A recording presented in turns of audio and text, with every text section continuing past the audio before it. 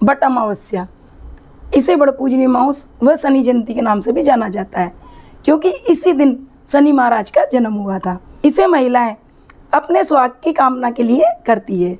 आइए हम इसकी कथा जान लेते हैं। इसे ज्येष्ठ महीने की अमावस्या के दिन मनाया जाता है। एक बार की बात है, मत्स्य देश के राजा अशुभपति थे। उनके कोई संतान नहीं थी। उन्होंने संतान प्राप्ति की कामना को लेकर यज्ञ किया तो उनके एक पुत्री का जन्म हुआ। उस पुत्री का नाम सावित्री रखा गया। जब सावित्री धीरे धीरे बड़ी होने लगी, उसके योग्य जब कोई राजकुमार नहीं मिला तो उन्होंने अपनी पुत्री से कहा, जाओ आप अपने हिसाब से वर तलाश लो। पुत्री निकल गई। उन्हें जंगल में एक राजकुमार मिले जिनका नाम सत्यवान था। उनके पिता भीमसेन, जो कि उनके राज्य से निकल आए थे, वह अपने माता पिता के साथ जंगल में रहते थे। सावित्री ने उन्हें अपना पति मान लिया।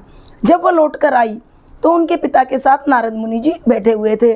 सावित्री ने अपने पिता को सत्यवान के बारे में बताया तो नारद जी ने कहा, अरे पुत्री, ये क्या किया? उसकी तो केवल 1 साल की उम्र है। राजा ने इस विवाह से इनकार कर दिया। लेकिन सावित्री बोली, पिताजी, पति तो एक ही बार ढूंढे जाते हैं, जो मैंने सत्यवान जी को मान लिया है। अब मेरी जो भी किस्मत है, मैं शादी करूँगी तो सत्यवान से ही करूँगी। राजा ने अपनी पुत्री का विवाह सत्यवान के साथ कर दिया। अब वह एक एक दिन करके दिन गिनने लगी। जब साल भर हुआ तो उसने 2 दिन पहले से ही अन्न और जल को त्याग दिया। उसने 2 दिन पहले से उपवास रखा और भगवान का स्मरण करती रही। नहीं, मैं आपको अकेला नहीं जाने दूंगी, मैं भी आपके साथ चलूँगी। दोनों जंगल में चले गए। सावित्री तो एक बट के पेड़ के नीचे बैठ गई और सत्यवान लकड़ियाँ काटने लगा। अचानक से उसके सिर में दर्द हुआ। आकर सावित्री की गोद में सो गए। उधर से यमराज आए।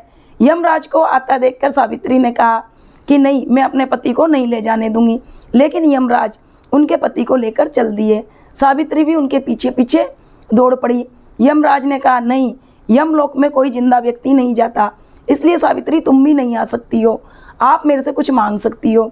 सावित्री ने कहा, जो मेरे सास ससुर अंधे हैं उनको आंखें दे दीजिए। यमराज ने कहा, तथास्तु। फिर वो सावित्री उनके पीछे पीछे गई। यमराज ने फिर कहा, आप फिर और कुछ मांग लीजिए, लेकिन मेरे पीछे मत आइए। तो सावित्री जी ने कहा कि मेरे ससुर को जिनका राज छीन लिया गया है, उन्हें उनका राज वापस मिल जाए। यमराज ने कहा, तथास्तु। फिर सावित्री पीछे पीछे जाने लगी तो यमराज ने कहा, आप आखिरी बार कुछ मांग लीजिए, लेकिन मेरे साथ मत आइए। तो सावित्री ने कहा, मुझे सत्यवान द्वारा पुत्र की प्राप्ति हो जाए, मुझे ऐसा आशीर्वाद दीजिए। यमराज ने कहा, तथास्तु। फिर वो आने लगी तो कहा, आप क्यों भाई? तो कहा, आपने ही तो कहा था कि सत्यवान के थ्रू आपको पुत्र की प्राप्ति होगी, ये आपने मुझे आशीर्वाद दिया है। अगर आप सत्यवान को ले जाएंगे तो मेरे पुत्र कैसे होगा? तो यमराज ने कहा, हाँ देवी, आप जीती और मैं हारा। इस तरह से सावित्री अपने पति को वापस लेकर आ गई और उसी बट के पेड़ के नीचे आई और उसने उसकी विधि विधान से पूजा की। पहले उसने चावल, रोली मोली चढ़ाए, दीपक जलाया। उसके बाद उसने 7 परिक्रमा बड़ के पेड़ की दी। और जब वह घर लौटी तो उन्होंने देखा उनके सास ससुर की आंखें वापस आ गई और उन्हें खोया राज मिल गया। अब तो सावित्री रानी की तरह अपना जीवन व्यतीत करने लगी। जब से ही सभी औरतें बड़ की पूजा करने लगी, परिक्रमा देने लगी और अपने पति की लंबी उम्र की कामनाएं करने लगी। ये कहानी हर बट अमावस्या के दिन दोहराई जाती है और इस कहानी के बाद गणेश जी की कहानी सुनी जाती है, जो कि हमारी स्क्रीन पर है। सब्सक्राइब करना ना भूलें। धन्यवाद।